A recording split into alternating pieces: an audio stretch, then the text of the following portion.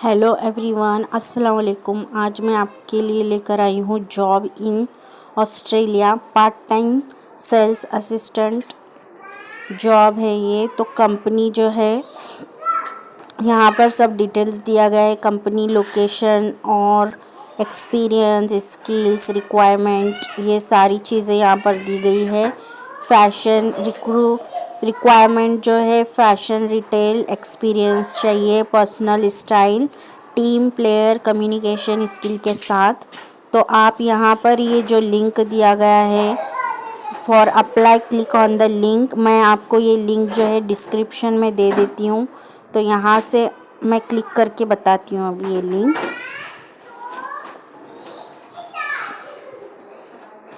ये लिंक में जाकर आप जो है जॉब्स इन ऑस्ट्रेलिया यहाँ पर आप अप्लाई कर सकते हो। जैसे यहाँ पर देखो,